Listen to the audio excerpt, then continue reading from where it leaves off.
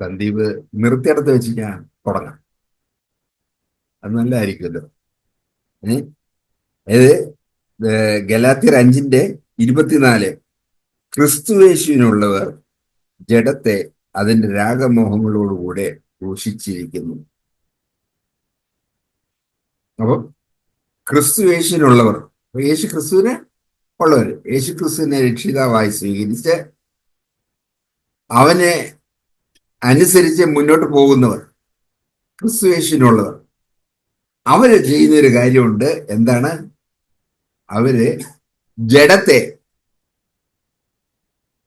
അതിന്റെ രാഗമോഹങ്ങളോടുകൂടെ ക്രൂശിച്ചിരിക്കുന്നു. നമ്മളെല്ലാവരും പറയും, ഞാൻ യേശുക്രിസ്തുവിനുള്ളതാണ്, ഞാൻ യേശുക്രിസ്തുവിനെ രക്ഷിതാവായി സ്വീകരിച്ചവനാണ്, യേശുക്രിസ്തുവിനുള്ളവനാണ് എന്ന് നമ്മൾ എല്ലാവരും പറയും. അതിന് സംശയം എനിക്കില്ല. പക്ഷേ ആ യേശുക്രിസ്തുവിനുള്ളവർ, ഈ വചനം അനുസരിച്ച് യേശുക്രിസ്തുവിനുള്ളവർ എന്ത് ചെയ്യും? ജഡത്തെ അതിന്റെ രാഗമോഹങ്ങളോടുകൂടെ ക്രൂശിക്കും. ജഡം എന്ന് പറയുമ്പോ നമ്മൾ ഓരോരുത്തരും നമ്മളിലുള്ള ആത്മീയ ഭാഗമല്ല, ജഡീയ ഭാഗം. ഈ ജഡത്തെ, നമ്മുടെ ജഡീയ ഭാഗത്തെ അതിന്റെ രാഗമോഹങ്ങളോടുകൂടെ, ആ ജഡത്തിന് രാഗവും മോഹവും ഉണ്ട്. പക്ഷേ ആ രാഗമോഹത്തെ ക്രൂശിച്ചവരായിരിക്കും. ക്രൂശിക്കാന്ന് പറഞ്ഞാൽ ക്രൂശിക്കയറ്റിയാലുള്ള ഗുണം എന്താ? മരിപ്പിച്ചവരാണ്. ഏത്? രാഗത്തെയും മോഹത്തെയും. അപ്പോ അതിന്റെ വേറൊരു രീതിയിൽ അത് പറഞ്ഞാൽ, രാഗത്തെയും മോഹത്തെയും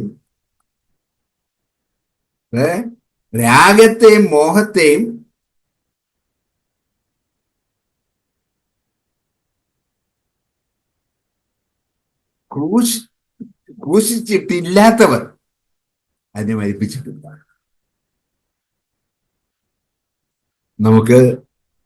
നമുക്ക് ആ രാഗവും മോഹവും നമുക്കുണ്ടോ? നമ്മൾ പറയും ഇല്ല എന്ന്. എന്നാൽ ഒരു പരിധി വരെ അത് ഉണ്ട്. ഒരു നല്ല ലെങ്തില് അതുണ്ടെന്നുള്ളത്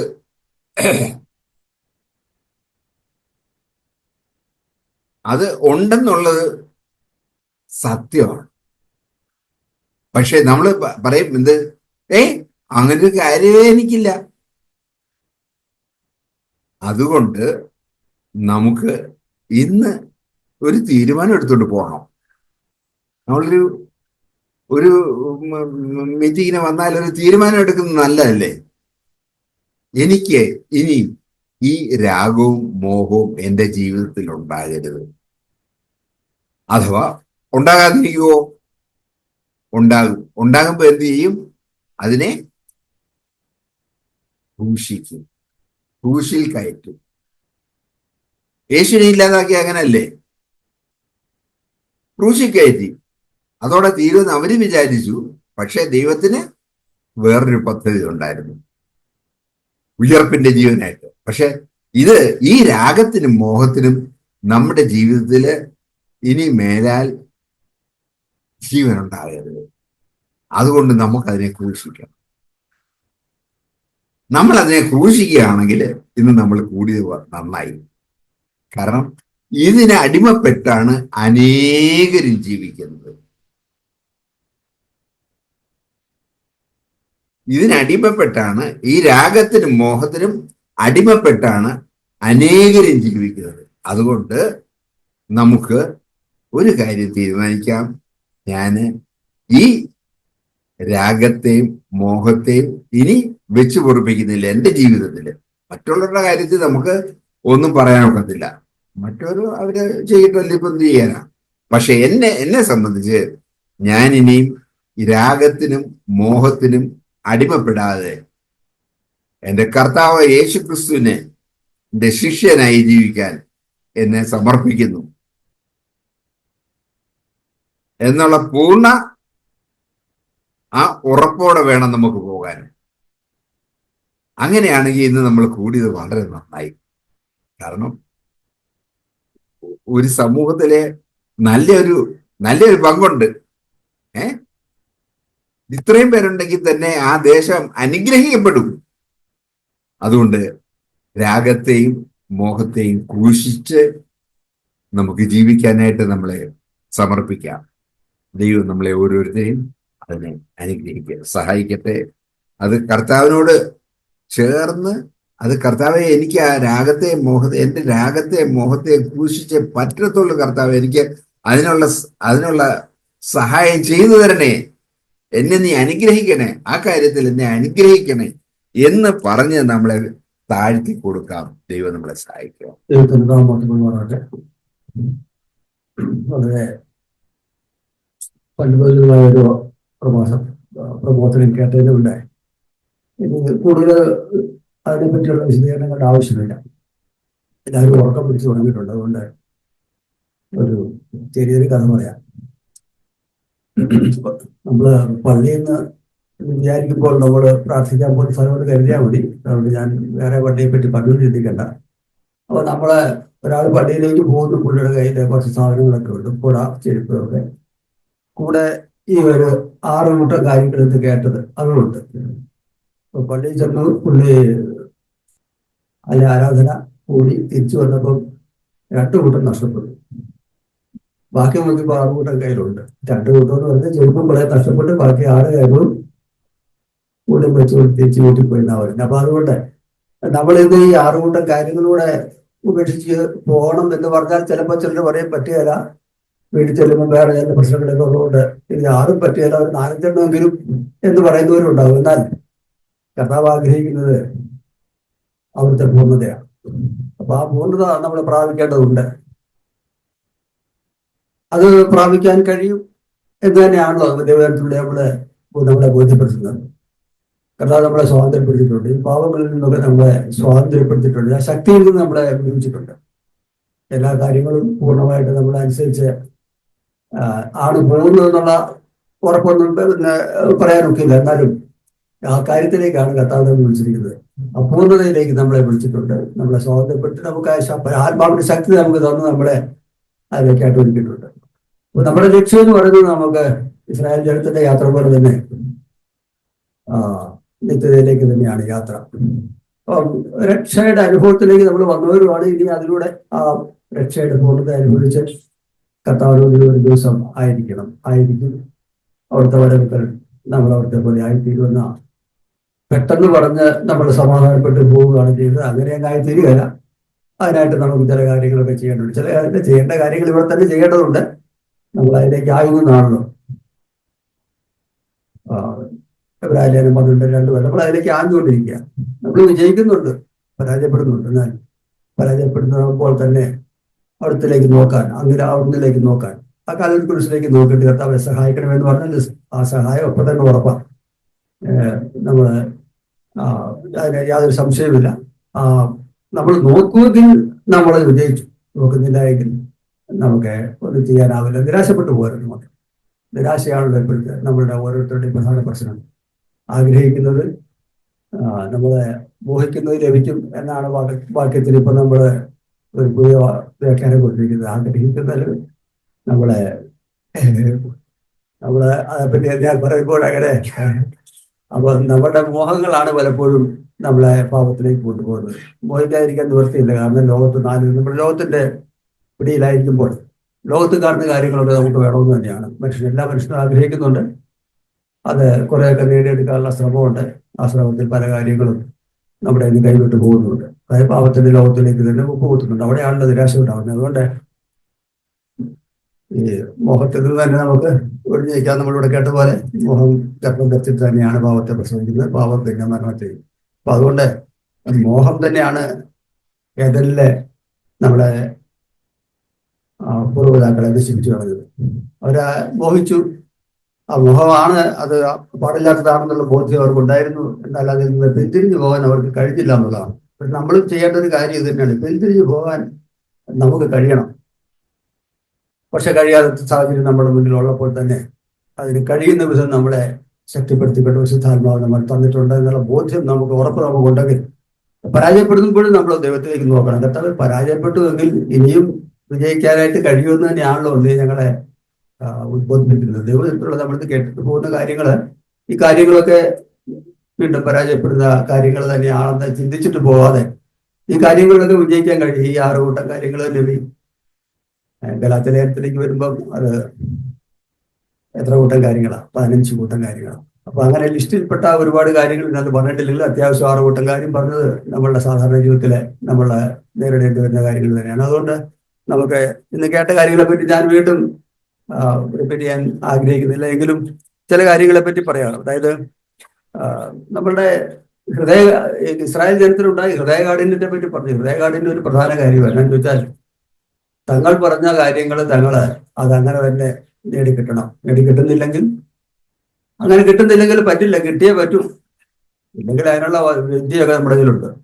ഉടനെ തന്നെ നമുക്ക് അത് കൊണ്ടുതരാനായിട്ടുള്ള പരിപാടികളൊക്കെ ചെയ്യാൻ നമുക്കറിയാം.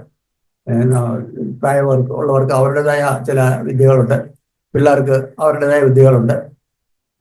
കൊച്ചു പിള്ളേരാണെങ്കിൽ നിലത്ത് കിടന്ന് ഉരുണ്ട് വരണ്ട് കരഞ്ഞ് അവർ കാര്യം സാധിക്കും. ഇച്ചിരുടെ പ്രായമായി കഴിയുമ്പോൾ പിന്നെ അതിൻ്റെതായ ഗൗരവത്തിലുള്ള കാര്യങ്ങൾ, നല്ല പ്രായമായ എത്തിയവർക്ക് അതിൻ്റെതായ ഗൗരവമുണ്ട്. പിന്നെ അവര് നിന്നെ കൊണ്ട് ഞാൻ മേടിപ്പിച്ചിട്ടേ ഉള്ളൂ എന്നുള്ള രീതിയിൽ അവരും പോകും. അപ്പൊ എല്ലാവരും അവരവരുടെ ഈ കാര്യങ്ങളിലേക്ക് നമ്മളെ ലൗകിക കാര്യങ്ങളിലൊക്കെ നേടിയെടുക്കാനുള്ള രീതിയിൽ തന്നെ നമ്മളുടെ ഹൃദയത്തെ നമ്മൾ ഒട്ടും അയക്കുന്നില്ല. നേടിയ അടങ്ങും എന്ന ചിന്തയിൽ തന്നെയാണ് നമ്മൾ പോകുന്നത്. അതുകൊണ്ട് നമുക്ക് നമ്മളുടെ ഹൃദയ കാഠിന്യത്തെ പറ്റി നമ്മളെപ്പോഴും ചിന്തിക്കുന്നത് ആവശ്യമാണ് ഇന്നത്തെ കാര്യത്തെ. കാരണം എല്ലാവരുടെയും ലക്ഷ്യം ലോകത്തിലെ നന്മയാണല്ലോ ഏറ്റവും വലിയ നന്മകളെ പറ്റി എല്ലാവരും ലക്ഷ്യമിടുന്നത്. അപ്പൊ അത് ലഭിക്കുന്നില്ലെങ്കിൽ അതിനുള്ള കുറിപ്പുകളൊക്കെ തേടുക എന്നുള്ളതാണ്. ആ കാര്യത്തെ പറ്റി നമ്മളത് ചിന്തിക്കണം. നമ്മുടെ ലക്ഷ്യം ലോകത്തിലെ കാര്യങ്ങൾ നല്ലത് നേടണമെന്ന് തന്നെയാണ്. എന്നാൽ അതിന്റെ അപ്പുറത്താണ് നമ്മുടെ ലക്ഷ്യം. അതിവിടെ ജീവിക്കാൻ വേണ്ടി ആവശ്യമായ കാര്യങ്ങൾ നമുക്ക് ചെയ്തു വരുമ്പോൾ നമ്മുടെ ലക്ഷ്യം ഇവിടെയല്ല.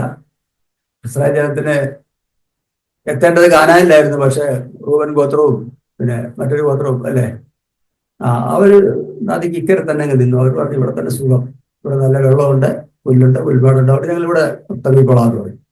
അപ്പൊ നമ്മളും ഇങ്ങനെ തന്നെയാണ്. നമ്മൾ കാര്യങ്ങളൊക്കെ ഗ്രഹിച്ച് നമ്മൾ ചെല്ലേണ്ട സ്ഥലത്തെ പറ്റി നമുക്ക് നല്ല ബോധ്യമുണ്ട്, യാത്ര ചെയ്യുകയാണ്. പക്ഷേ നല്ല കാര്യങ്ങളൊക്കെ ഈ ഭൂമിയിൽ കാണുമ്പോൾ ഇവിടെ തന്നെ നിന്ന് കളയാം എന്ന് ചിന്തിക്കുന്നുണ്ട്. അങ്ങനെ ചിന്തിക്കരുതെന്ന് തന്നെയാണ് എനിക്കും പറയാനുള്ളത്. കാരണം ഈ നല്ല കാര്യങ്ങളൊക്കെ നേടേണ്ടതുണ്ട്, ഇല്ലെന്നൊന്നും പറയാൻ ഒക്കുകയില്ല. പക്ഷെ നല്ല കാര്യങ്ങൾ നേടേണ്ടതിന് പ്രധാന ലക്ഷ്യം നമ്മൾ ഇന്ന് മുന്നിൽ നിന്ന് മാറിപ്പോകാൻ ഇടയാകരുത് എന്ന കാര്യം നമുക്ക് ഓർക്കാം. ഒപ്പം തന്നെ പെരുവെറുപ്പിന്റെ കാര്യമുണ്ട്, അല്ലെങ്കിൽ അധികാരത്തിനെതിരെയുള്ള മുറുമുറുപ്പ്. അത് പലപ്പോഴും നമ്മുടെ സ്വയം അതിന് പ്രധാന കാര്യമാണ്. അധികാരത്തിനെതിരെ മുറുമുറുക്കുന്നത് എന്താണെന്ന് ചോദിച്ചാല്, നിങ്ങളെ പോലൊക്കെ തന്നെ ഞങ്ങൾക്കും 12 ക്ലാസ് പഠിച്ച ആളാ ഞാനും. നിങ്ങള് ഒക്കെ പഠിച്ചിട്ടില്ലേ 12? അത് ഞാനും പഠിച്ചിട്ടുണ്ടെന്നേ. അപ്പൊ ഇങ്ങനെയൊക്കെയുള്ള ചില ഭാവത്തോടു കൂടിയാണ് പലപ്പോഴും പല കാര്യങ്ങളിലും ഇടപെടുന്നത്.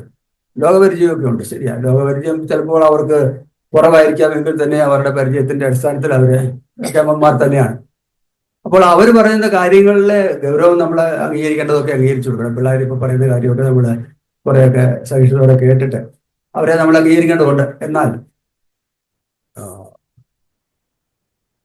പക്ഷേ അതൊരു എന്തോ അങ്ങനെ പറയുന്നത് അതൊരു അവരുടെ അധികാരത്തിനെതിരെയുള്ള ഒരു, അല്ലെങ്കിൽ മാതാപിതാക്കളെ അനുസരിക്കേണ്ടവരെ അങ്ങനെ, മറ്റ് സഭയുടെ നേതൃത്വത്തെ അനുസരിക്കേണ്ടവർ അങ്ങനെ, അല്ല എങ്കിൽ അവർക്ക് സഭയുടെ നേതൃത്വത്തോടുള്ള ബന്ധത്തിലാണെങ്കിൽ അവർ ചിലപ്പോൾ പുറത്തു പോകും, അല്ലെങ്കിൽ അവരെ പുറത്ത് പോകാൻ നിർബന്ധിക്കപ്പെടും. പോയി കഴിയുമ്പോഴേ അവർക്ക് ചില ചിന്തകളൊക്കെ ഉണ്ടാവും. ഞങ്ങള് നേരത്തെ ആയിരുന്ന സ്ഥലം തന്നെയാണ് നല്ലത്, അങ്ങനെയൊക്കെ ചിന്തിക്കുന്നവരുണ്ട്. തിരിച്ചു വരുന്നവരുണ്ട്. വർഷങ്ങൾക്ക് ശേഷം ആകട്ടെ മാനസാന്തരം ഉണ്ടാകുന്നെങ്കിൽ നല്ല കാര്യം. എന്നാല് ഞങ്ങളായിരുന്ന മിസ്രൈമാണ് നല്ലതെന്ന് പറഞ്ഞ് തിരിച്ചു പോകരുത് എന്ന് മാത്രമേ എനിക്ക് നിങ്ങളോട് പറയാനുള്ളൂ. മിസ്രൈമിലെ സുഖം ഒന്നും പറയണ്ട. എത്ര നല്ല ഉള്ളിയൊക്കെ ഉണ്ടായിരുന്നു അവിടെ, വെളുത്തുള്ളിയുണ്ട്, നീരുള്ളിയൊക്കെ ഉണ്ട്. അതുകൊണ്ട് അങ്ങോട്ടങ്ങ് പോയേക്കാം. ഇറച്ചിയാണെങ്കിൽ പറയണ്ട, കാലത്തിന്റെ മുകളിൽ അല്ലെ കാലത്തിന്റെ വങ്കത്ത് പിടിച്ച ഞങ്ങൾ തിന്നുകൊണ്ടിരുന്നൊക്കെ എല്ലാവരും ചിന്തിക്കുന്നുണ്ട്. പക്ഷെ അങ്ങനെയല്ല. ഞാൻ പറയുന്നത് നിങ്ങൾ അങ്ങനെ ഇറച്ചി അങ്ങനെ കിട്ടും എന്ന് ഉള്ള പ്രതീക്ഷയിൽ നിങ്ങളൊന്ന് തിരിച്ച് മിസ്രൈമിലേക്ക് പോയി നോക്ക്, അപ്പോൾ വിവരം അറിയാം. ഇപ്പൊ തന്നെയാണെങ്കിലും ഇസ്രായേലിലേക്ക് അല്ല സോറി മിസ്രൈം ഈജിപ്തിലേക്ക് ചെന്നിട്ട് പോയിട്ടുള്ള ആൾക്കാരുടെ കാര്യങ്ങൾ നിങ്ങളിപ്പോൾ കേൾക്കുന്നുണ്ട്, ഇവിടെ വായിക്കുന്നുണ്ട്. അവിടുത്തെ താമസത്തിലെ സൗകര്യങ്ങൾ എന്നാന്നുള്ള അവരോട് ചോദിച്ചറിയാം. അതായത് തടവ് അല്ലെങ്കിൽ അവര് റെഫ്യൂജികളായിട്ട് പോയിട്ടുള്ളവരാണ്. അപ്പോൾ അതൊരു റെഫ്യൂജി ക്യാമ്പിലെ സ്ഥിതി എന്നാന്നുള്ളത് ഞാനും കണ്ടിട്ടുണ്ട്. അപ്പം അവിടുത്തെ സ്ഥിതി വല്ലാത്ത സ്ഥിതിയാണ്.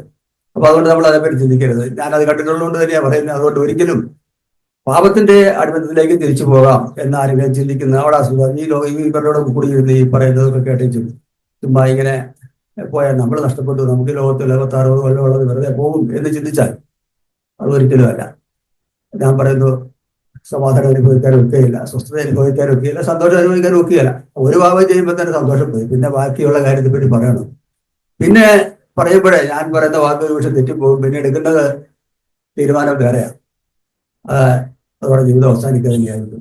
അപ്പൊ അതുകൊണ്ട് ഈ സതുദ്ദേശം ഞാൻ പറയുന്നത് ദൈവവചനമാകട്ടോ, അതിനകത്ത് ഉപദേശത്തിൽ പ്രശ്നമൊന്നുമില്ല. അപ്പൊ അതിനെ ആ നിലയിലത്തെ ഗൗരവത്തിൽ തന്നെ കാണുമെങ്കിൽ, ഉപദേശങ്ങളെ സ്വീകരിക്കുമെങ്കിൽ അത് നന്മയായിട്ട് തന്നെ നമുക്ക് പറഞ്ഞു. ഞാൻ പിന്നെ ഈ സഭായോഗങ്ങളിൽ നിന്ന് അകന്നു നിൽക്കരുതെന്നൊരു കാര്യം കൂടെ ഇവിടെ പിന്മാറ്റത്തെ പറ്റി പറഞ്ഞപ്പോൾ വളരെ പ്രധാനപ്പെട്ട ഒരു കാര്യമാണ് കേട്ടോ. ചിലര് പതിയെ പുറകോട്ടൊന്ന് പോകും. ആദ്യം 10 മിനിറ്റ് താമസിക്കും, പിന്നെ അത് അരമണിക്കൂറാവും. പിന്നെ കാരണങ്ങൾ ഒരുപാടുണ്ട്. ഞങ്ങളെ സംബന്ധിച്ചുള്ള ബോട്ടിന്റെ കാര്യമാണ്. ചിലപ്പോൾ ഒരെണ്ണം മുടങ്ങിയെങ്കിൽ ആ ദിവസം മുഴുവൻ പോയി. അപ്പം എങ്ങനെയെങ്കിലും ഈ ബോട്ടൊന്ന് വരാതിരുന്നാൽ എന്നും പറഞ്ഞ് നമ്മൾ ചെട്ടി നിൽക്കുകയാണെങ്കിൽ വരുന്നില്ല. അത് തന്നെ സ്ഥിതി. അപ്പോൾ അങ്ങനെയുള്ള ഒരു കാര്യം. അപ്പൊ അടുത്ത വഴി നോക്കിക്കോണം കേട്ടോ, പോകാനുള്ള വേറെ വഴിയൊക്കെ ഉണ്ട്. ഇപ്പൊ ഞങ്ങൾ റോഡൊക്കെ ഉണ്ട്. അപ്പം അത് നമ്മൾ ശ്രദ്ധിക്കാത്ത, അതായത് നമ്മളുടെ ഒരു അലസത കൊണ്ട് നമ്മൾ യോഗങ്ങളിൽ നിന്ന് പിന്മാറി നിന്നാൽ അത് വളരെ നമ്മുടെ അപകടത്തിലേക്ക് പോകും, നാശത്തിലേക്ക് പോകും. എന്നാൽ ഉത്സാഹത്തോടെ ഇപ്പൊ ഞാനിപ്പോ ഒരു കാര്യം പറയാം. എന്നോട് ഇപ്പൊ എനിക്ക് ഇവിടെ 4 വാക്ക് പറയേണ്ട കാര്യമില്ലെങ്കിൽ എന്നെ നോക്കിയും സന്ദീപ് ബ്രദറിനെ കൊട്ടേണ്ടി വരും. കാര്യം ഞാനും അവിടെ നിന്ന് ഉറങ്ങും. അങ്ങനെ ഒരു കാര്യമുണ്ട്. കാരണം എനിക്ക് ഉത്തരവാദിത്വം ഒന്നുമില്ലെങ്കിൽ പിന്നെ ഞാൻ ഇവിടുന്ന് കേട്ടും കയറി പോയാൽ മതി. എന്നാൽ നമുക്ക് ഓരോരുത്തർക്കും ഈ ദൈവത്തിൽ നിന്ന് കേട്ട ഉത്തരവാദിത്വത്തോടു കൂടി അതിൽ നിന്ന് നമുക്ക് ഉൾക്കൊള്ളാനുണ്ടെന്ന് നമ്മൾ ചിന്തിക്കുമെങ്കിൽ ഗൗരവത്തോടെ കേൾക്കും. ശരിയാ, ബോറിങ്ങാ. കാരണം എന്താണെന്ന് ചോദിച്ചാല് വചനം വളരെ ആഴത്തിലാണ് പറയുന്നത്. ആഴത്തിൽ പറയുന്ന വചനത്തെ ഓർത്തെടുക്കാനും ഗ്രഹിച്ചെടുക്കാനും ഒക്കെ പാടാണ്. കാണാതെ പറഞ്ഞാൽ അറിയാവുന്നവരുണ്ട്. എന്നാലും സ്ഥിരം കേൾക്കുമ്പോൾ അതൊക്കെ ഒരു ബുദ്ധിമുട്ടാണ്. എന്തായാലും നന്മയായത് കാര്യങ്ങൾ ഇതിനകത്ത് ഉണ്ട് എന്നുള്ളത് നമ്മൾ ബോധിക്കും. നന്മ എന്ന് പറഞ്ഞാൽ നമ്മുടെ നന്മയ്ക്കായുള്ളത്. നമ്മുടെ നന്മ ഞാനെപ്പോഴും പ്രാർത്ഥിക്കുമ്പോഴും പറയാറുണ്ട്. നമ്മുടെ നന്മ എന്ന് പറഞ്ഞാൽ നിത്യതയിൽ എത്തിച്ചേരുന്ന ആ ഏറ്റവും വലിയ നന്മ നമുക്ക് കർത്താവ് തന്നിരിക്കുന്നത്. ആ നിത്യതയിൽ എത്തിച്ചേരുന്ന നന്മയ്ക്കായിട്ട് നമ്മൾ ആഗ്രഹിക്കുന്നുണ്ടെങ്കിൽ, ആ നന്മ നമ്മൾ കാക്ഷിക്കുന്നുണ്ടെങ്കിൽ അത് ബോറിംഗായിട്ട് വരത്തില്ല. അതിനെപ്പറ്റി നമ്മൾ എരിവുള്ളവരായിരിക്കണം. കർത്താവ് നമ്മളെ സഹായിക്കട്ടെ. ബാക്കി 1-2 കാര്യങ്ങളുണ്ട് അല്ലെ. പിന്നെ ദുർമോഹത്തെ പറ്റി പറഞ്ഞു. ഞാൻ കൂടുതൽ കാര്യങ്ങളിലേക്ക് പോകുന്നില്ല. ഒരു കാര്യം കൂടെ പറഞ്ഞു, ദുർമോഹത്തെ പറ്റി പറഞ്ഞു, വിക്ടോറിയ എല്ലാ കാര്യങ്ങളെ പറ്റി, മത്സരത്തെ പറ്റിയൊക്കെ പറഞ്ഞു. അപ്പോൾ അതുകൊണ്ട് നമ്മൾ കേട്ട വചനത്തോടുള്ള ബന്ധത്തിൽ ഞാൻ ഈ വാക്യങ്ങളൊക്കെ നിങ്ങൾ എല്ലാവർക്കും തന്നെ കാണാപ്പാടാണ്. കാരണം എനിക്ക് അത്ര ഓർമ്മയില്ല. പറയുന്ന വാക്യം ഇന്നടത്ത് ഉണ്ടെന്ന് അറിയാമെങ്കിലും ഇച്ചിരി നേരം എടുത്ത് ഓർത്തായിരിക്കും കിട്ടുള്ളൂ. അപ്പം എല്ലാവർക്കും വാക്യങ്ങൾ അറിയാവുന്ന ഉള്ളത് കൊണ്ട് തന്നെ ഞാൻ പ്രത്യേകിച്ച് എനിക്ക് ഓർത്തെടുക്കാനുള്ള ബുദ്ധിമുട്ട് കൊണ്ട് ഞാൻ പ്രത്യേകിച്ച് വാക്യങ്ങളൊന്നും എടുത്തില്ല. കാരണം ഇനിയിപ്പോൾ കൂടുതൽ സമയം പറഞ്ഞിട്ട് വാക്യങ്ങളൊക്കെ പറഞ്ഞ് പഠിപ്പിച്ചിട്ട് കാര്യമില്ല. കാരണം എല്ലാവർക്കും ദൈവത്തിന്റെ കൃപ നിങ്ങളോട് നമ്മുടെ ഓരോരുത്തരും പേരും ഉണ്ടാകട്ടെ എന്ന് ഞാൻ പ്രാർത്ഥിക്കുന്നു. കാരണം ഇതനുസരിച്ച് പോകുന്ന ഈ ദുഷ്കാലം അല്ലെങ്കിൽ ഈ ഇങ്ങനെയുള്ള ഒരു കാലത്തെ നമ്മൾ ജീവിക്കുമ്പോൾ ശ്രദ്ധയോടെ ജീവിക്കേണ്ടതുണ്ട് എന്ന ബോധ്യം നിങ്ങൾക്ക് ഓരോരുത്തർക്കും ഉണ്ടായിട്ടുണ്ട്. എല്ലാവർക്കും ആ ബോധ്യം വേണം. നമ്മൾ ഏത് കാര്യത്തിലും ലക്ഷ്യം വെക്കുമ്പോൾ നമ്മുടെ ലക്ഷ്യം പ്രധാന ലക്ഷ്യത്തിന് താഴെ മാത്രമാണെന്നുള്ള കാര്യം നമ്മൾ ഓർക്കണം. പ്രധാന ലക്ഷ്യം നമ്മൾ കർത്താവിനോടുകൂടി ഈ ഭൂമിയിൽ ഇപ്പോഴായിരിക്കുക, നിത്യതയിൽ കർത്താവിനോടി ആയിരിക്കുക. എങ്കിൽ അവന്റെ വരവിൽ നാം അവനോട് എടുക്കപ്പെടും. നമുക്ക് അന്ന് പൂർണ്ണ സ്വസ്ഥത അനുഭവിക്കാൻ കഴിയും. ഇന്നിവിടെ സ്വസ്ഥത അനുഭവിച്ച് തുടങ്ങുന്നില്ലെങ്കിൽ അന്ന് അനുഭവിക്കാൻ സാധ്യമല്ല. ഇന്നിവിടെ അനുഭവിച്ച് തുടങ്ങണം. ആ സ്വസ്ഥതയുടെ കാര്യങ്ങൾക്ക് നമ്മുടെ മുന്നിലുള്ളപ്പോഴും കർത്താവിനെ ആശ്രയിച്ച് ആ സ്വസ്ഥതയിൽ നിന്ന് കൂടുതൽ പ്രാപിക്കുകയും ആ സ്വസ്ഥത അനുഭവിച്ച് ആ സന്തോഷം അനുഭവിക്കാൻ നമുക്ക് യാഗം ചെയ്യാനട്ടെ എന്ന് പ്രാർത്ഥിക്കുന്നു. കർത്താവിനെ സഹായിക്കട്ടെ. ആമേൻ. ഇസ്രായേൽ ജനത്തിന്റെ ജീവിത ചരിത്രത്തിലൂടെ നമുക്കൊരു മുന്നറിയിപ്പ് തരുവാനായിട്ട് ദൈവം നമ്മളോട് ഇന്ന് ഇടപെട്ടതിനെ ഓർത്ത് ഞാൻ ദൈവത്തെ സ്തുതിക്കുന്നു. എല്ലാ വചനവും ദൈവശാസ്ത്രീയമായതുകൊണ്ട് അത് നമ്മുടെ ഉപദേശത്തിനും അത് ചിലപ്പോൾ നമ്മളെ ശാസിക്കും, നമ്മുടെ തെറ്റുകളെ തിരുത്തും. നേരെയുള്ള പാതയിൽ നടത്തുവാനായിട്ട് നമ്മളെ നീതിയുടെ അഭ്യസനത്തിലേക്ക് നയിക്കുന്ന വിധമൊക്കെ നമ്മളെ മുന്നോട്ട് നടത്തും. ഒക്കെ നമ്മുടെ ജീവിതത്തിൽ പ്രയോജനം ചെയ്യണം. ഞാനൊരു വാക്യം 1 കൊരിന്ത്യർ 10-5 വാക്യം നമ്മുടെ ശ്രദ്ധയിലേക്ക് ഒന്നുകൂടെ കൊണ്ടുവരാനായിട്ട് ആഗ്രഹിക്കുന്നു. നമുക്കറിയാം, ഇത് 10-ാം അധ്യായത്തിന്റെ ആദ്യ ചില വാക്യങ്ങൾ ദൈവം അവരോട് കരുണ കാണിച്ച് അവർക്ക് പ്രത്യേകമായിട്ടുള്ള അവകാശങ്ങളൊക്കെ കൊടുക്കുന്നു. അതായത് നമ്മുടെ ജീവിതത്തെ നോക്കിയാൽ, നമ്മുടെ കുടുംബങ്ങളെ നോക്കിയാൽ, നമ്മുടെ അയൽക്കാരെ നോക്കിയാൽ, അവിടെ നിന്നൊക്കെ ദൈവം നമ്മുടെയും ഒക്കെ തിരഞ്ഞെടുത്തു. ഇസ്രായേലിനെ അങ്ങനെയാണ് തിരഞ്ഞെടുത്തത്. അനേക ജനത ഈ ഭൂമിയിൽ ഉണ്ടായിരുന്ന സമയത്ത് ഇസ്രായേലിനെ പ്രത്യേകമായിട്ട് ദൈവം അവരെ സ്നേഹിച്ച് തിരഞ്ഞെടുത്തു. നമുക്ക് രക്ഷ തന്നു. നമുക്ക് നല്ല അവന്റെ ശരീരമാകുന്ന സഭയോട് ചേർന്ന് മുന്നോട്ട് വളരുവാനായിട്ടുള്ള ആ ഒരു സാവകാശം തന്നു. പരിശുദ്ധാത്മാവിനെ തന്നു. ദൈവത്തിന്റെ വചനം വളരെ വ്യക്തമായിട്ട് മായമില്ലാതെ, അല്ലെ, അനേക സ്ഥലങ്ങളിൽ മായം ചേർത്ത് പറയുമ്പോൾ ഇന്ന് മായമില്ലാതെ കേൾക്കുവാനായിട്ടുള്ള അവസരം തന്നു. ഈ ഇസ്രായേലിനേക്ക് കൊടുത്ത ആ പ്രത്യേക അവകാശങ്ങളൊക്കെ നമുക്കൊക്കെ തന്നിരിക്കുക. എന്നിട്ട് പറയാണ് 10-5 എങ്കിലും അവരിൽ മിക്ക പേരിൽ ദൈവം പ്രസാദിച്ചില്ല, അവരെ മരുഭൂമിയിൽ തള്ളിയിട്ട് കളഞ്ഞു എന്ന് നിങ്ങൾ അറിയാതിരിക്കരുത്. ഇവ കാര്യങ്ങളൊക്കെ അവർക്ക് കൊടുത്തുവെങ്കിലും അവരിൽ പ്രസാദിച്ചില്ല ദൈവം. എന്തുകൊണ്ട് പ്രസാദിക്കാത്തെന്നുള്ള കാര്യമാണ് ഇന്ന് സാജു വളരെ വ്യക്തമായിട്ട് 5-6 കൂട്ടം കാര്യങ്ങൾ, ഒരുപാടുണ്ട്, അതിൽ 6 കൂട്ടം കാര്യങ്ങൾ നമുക്ക് പറഞ്ഞു തന്നു. നമ്മൾ റോമാലേഖനം വായിക്കുമ്പോൾ അതിന്റെ 8-ാം അധ്യായത്തിൽ നിന്ന് സന്ധ്യ വരെ ചൂണ്ടിക്കാണിച്ച അതിന് മുന്നൊരു വാക്യമുണ്ട്. 8-ാമത്തെ വാക്യം, ജഡസ്വഭാവമുള്ളവർക്ക് ദൈവത്തെ പ്രസാദിപ്പിക്കാൻ കഴിവില്ല. നമ്മൾ ഈ ജഡത്തിന്റെ കാര്യങ്ങളൊക്കെ ഇന്ന് ഈ പറഞ്ഞ കാര്യങ്ങളൊക്കെ അതിൽ നിന്ന് വരുന്നതാണ്. പക്ഷെ അങ്ങനെ ജീവിക്കുകയാണെങ്കിൽ നമുക്ക് ദൈവത്തെ പ്രസാദിപ്പിച്ച് ജീവിക്കാനായിട്ട് കഴിയില്ല. അങ്ങനെ പ്രസാദിപ്പിച്ച് ജീവിക്കുന്നില്ലെങ്കിൽ നമ്മൾ പട്ടുപോകുന്ന വളരെ വ്യക്തമായിട്ട് എഴുതി വെച്ചിരിക്കുന്നു. അതൊരു ദൃഷ്ടാന്തമായിട്ട് നമുക്ക് മുന്നറിയിപ്പായിട്ട് തന്നിരിക്കുന്നു. ഇത് അറിവില്ലാതിരിക്കുക ആണ് നിങ്ങൾ ഇരിക്കുന്നത് എങ്കിൽ ഇപ്പൊ നിങ്ങൾ അറിഞ്ഞോളാൻ പറഞ്ഞുകൊണ്ടാണ് ഇന്ന് ഈ വചനം കേൾപ്പിച്ചത്. അങ്ങനെ അറിഞ്ഞ് നമ്മൾ ഇതിനെ, ഈ ജഡത്തെ അനുസരിച്ച് ജീവിക്കാൻ വേണ്ടിയാണെങ്കിൽ അല്ലല്ലോ ദൈവം നമ്മളെ വിളിച്ചത്. നമ്മൾ ഗലാത്യലേഖനത്തിൽ വായിച്ചതിന്റെ തൊട്ട് മുമ്പിൽ നമുക്ക് അതോടെ വായിച്ച് മുമ്പോട്ട് പോകാം. നിങ്ങൾ ആത്മാവിനെ അനുസരിച്ച് നടത്തിയിരുന്നാൽ നിങ്ങൾ ജഡത്തിന്റെ മോഹം നിവർത്തിക്കയില്ലെന്ന് എവിടെയാ പറയുന്നതെന്ന് സന്ധ്യയുടെ ഭാഷയിൽ ചോദിച്ചാൽ ഗലാത്യർ 5:16 നമ്മൾ പറയുന്നു. ഈ വാക്യങ്ങളൊക്കെ എന്തിനാ നമുക്ക് പിന്നെയും ഇത് ഇന്നലെ അജിബറോട് ഒരു ചെറിയൊരു ക്ലിപ്പിംഗ് നമ്മുടെ ഗ്രൂപ്പിൽ. ഇതൊക്കെ നമ്മളെ കഴുകി ശുദ്ധീകരിക്കുന്ന, ചിലതൊന്നും നമ്മുടെ ഓർമ്മയിലുണ്ടാവില്ല, അല്ലെങ്കിൽ ചിലപ്പോൾ നമുക്കത് ഗ്രഹിക്കാനായിട്ട് കഴിവില്ല. പക്ഷെ ഇതിങ്ങനെ കടന്നു പൊക്കോണ്ടിരിക്കുമ്പോൾ ദൈനംദിന ജീവിതത്തിൽ ദൈവത്തിന്റെ വചനം നമ്മളെ ശുദ്ധീകരിച്ചുകൊണ്ടിരിക്കും. അതുകൊണ്ട് ദൈവത്തിനും വീണ്ടും വീണ്ടും കേൾക്കുവാനായിട്ടുള്ള അവസരം നമുക്ക് ദൈവം തരുമ്പോൾ ഈ കൂടിവരവിലൊക്കെ സംഭവിക്കുന്നതിന്റെ ഏറ്റവും വലിയ കാര്യം അതാണ്. അത് നമ്മളെ കഴിയും, അത് നമ്മളെ ശുദ്ധീകരിക്കും. അപ്പോഴും നമുക്ക് മനസ്സിലാവും നമ്മുടെ ജീവിതത്തിൽ നമ്മൾ പരാതി പറയുന്നവരാണ്, മുറിവുറുക്കുന്നവരാണ്, ഞങ്ങൾ അവിശ്വാസമുള്ളവരാണ്, നമ്മുടെ എല്ലാവർക്കും ജോലി ഉള്ളവരാണെങ്കിൽ അധികാരത്തോട് മത്സരിക്കും, ഇല്ലാത്തവരൊക്കെ എങ്ങനെ ഭാര്യ ഭർത്താവിനോട് മത്സരിക്കും, കുഞ്ഞുങ്ങള് അപരമ്മയോട് മത്സരിക്കും. ഇതൊക്കെ ഉള്ളവരാണോ എന്ന് തിരിച്ചറിയുന്നത് എവിടെയാണ്? നമ്മൾ ദൈവത്തിന്റെ വചനം വായിക്കുമ്പോഴും അത് സഭയിൽ കേൾക്കുമ്പോഴുമാണ്. നമ്മുടെ ജീവിതത്തിൽ പ്രശ്നങ്ങൾ വരുമ്പോൾ ഈ 1 കൊരിന്ത്യർ 10-13 നമ്മൾ വായിച്ചു കഴിഞ്ഞാൽ എന്താ, പരീക്ഷകളൊക്കെ ഉണ്ട്. പരീക്ഷ വരുമ്പോഴാണ് പരാതി പറയുന്നത്, മുറിവുറുക്കുന്നതൊക്കെ. അവിടെ നമുക്കൊരു വാഗ്ദത്തം തന്നിട്ടുണ്ട്, മനുഷ്യർക്ക് നടപ്പല്ലാത്ത പരീക്ഷ നിങ്ങൾക്ക് നേരിട്ടിട്ടില്ല, അതിലൊക്കെ ഒരു നീക്കുപോക്ക്. ഈ ഇന്നലെ സഭ പറഞ്ഞു, അവിടെ ഇത് പരീക്ഷ നമുക്ക് പേപ്പറിനോട് കൂടി, ക്വസ്റ്റ്യൻ പേപ്പറിനോട് കൂടി ഉത്തരക്കടലാസം തന്നെ നമ്മളെ ദൈവം ആ പരീക്ഷയോട് നടത്തി വിടുകയാണ്. അപ്പൊ ആ പോക്കില് അവിടെ നമ്മൾ എന്തൊക്കെ ചേരുന്നുള്ളതാണ് ഇന്ന് സാജുബർ പറഞ്ഞത്. അവിടെ നമ്മൾ പരാതി പറയരുത്, പിറുപിറുക്കരുത്, അവിശ്വസ്തമുള്ള മനസ്സുണ്ടാകാൻ പാടില്ല, മത്സരിക്കാൻ പാടില്ല, കഠിനഹൃദയരാകാൻ പാടില്ല.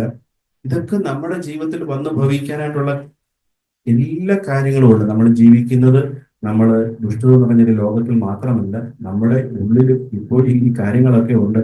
അതുകൊണ്ട് ആത്മാവിനെ അനുസരിച്ച് നടക്കുന്നു എങ്കിൽ നമ്മൾ ഈ ജഡത്തെ ജയിക്കുവാനായിട്ടും അതിന്റെ മോഹത്തെ നിവർത്തിക്കാതിരിക്കാനായിട്ടും കഴിയും. ദൈവത്തിന്റെ വചനം നമ്മൾ അതിനെ പഠിപ്പിക്കുന്നുണ്ട്.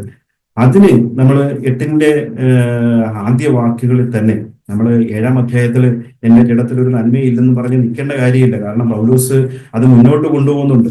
അവിടെ എന്താ പറയുന്നത്? 8:2 പറയുന്നു, ജീവന്റെ ആത്മാവിന്റെ പ്രമാണം എനിക്ക് പാപത്തിന്റെയും മരണത്തിന്റെയും പ്രമാണത്തിൽ നിന്ന് ക്രിസ്തുയേശുവിൽ സ്വാതന്ത്ര്യം വരുത്തിയിരിക്കുന്നു. നമുക്ക് സ്വാതന്ത്ര്യം എന്ന കാര്യത്തിൽ പിന്നെയും നമ്മൾ ഇത് എന്താ പറയുന്നത്, നമ്മളൊരു അടച്ചിട്ട ഒരു കാരാഗ്രഹത്തിൽ കിടക്കുന്ന പോലെ കിടക്കേണ്ട കാര്യമില്ല. നമുക്ക് സ്വാതന്ത്ര്യം കർത്താവ് തന്നു കഴിഞ്ഞു. എവിടെ? പാപത്തിന്റെയും അതിന്റെ ആ ഒരു ഇതിൽ നിന്നൊരു വിടുതൽ ദൈവം നമുക്ക് തന്നിട്ടുണ്ട്. അതുകൊണ്ടാണല്ലോ അവന്റെ പേര് തന്നെ അങ്ങനെ ഇട്ട്, അവൻ തന്റെ ജനത്തെ അവരുടെ പാപങ്ങളിൽ രക്ഷിപ്പാൻ ഇരിക്കൊണ്ടാണ്. നമ്മളെ ക്ഷമിക്കുകയല്ലല്ലോ, നമ്മളെ അത് രക്ഷിക്കുകയാണ്. ഈ വക കാര്യങ്ങളിൽ നിന്നൊരു വിടുതല് നമുക്കില്ല എങ്കിൽ ഇന്ന് പകൽക്കാലം അത് അറിഞ്ഞ് ആ ഒരു കാര്യത്തിൽ നിന്ന് വിടുതൽ ലഭിക്കാനായിട്ട് നമുക്കിടയാകണം. അല്ലെങ്കിൽ നമ്മൾ പട്ടുപോകും എന്നുള്ള വളരെ വ്യക്തമായിട്ടുള്ളൊരു മുന്നറിയിപ്പ് ഇന്ന് ദൈവം നമുക്ക് തന്നിരിക്കുന്നു.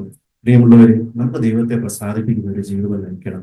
പരിശുദ്ധാത്മാവിനാൽ നിറഞ്ഞ് ദൈവവചനത്താൽ നയിക്കപ്പെട്ട് യേശുവിന്റെ മാതൃകയെ നോക്കി. സംഗീതം ഇടയ്ക്ക് പറഞ്ഞു, നമ്മൾ മനുഷ്യരെ ആരെയല്ല നോക്കേണ്ടത്, നമ്മൾ കർത്താവിനെയാണ് നോക്കേണ്ടത്. നമ്മുടെ മാതൃക കർത്താവാണ്, മാനദണ്ഡം ദൈവത്തിന്റെ വചനവുമാണ്. ആ മാതൃകയും മാനദണ്ഡവും നോക്കിയാണ് നമ്മുടെ ദൈനംദിന ജീവിതത്തിൽ നമുക്ക് ഓരോ ദിവസവും മുന്നോട്ട് പോകാനായിട്ട് കഴിയുന്നത്.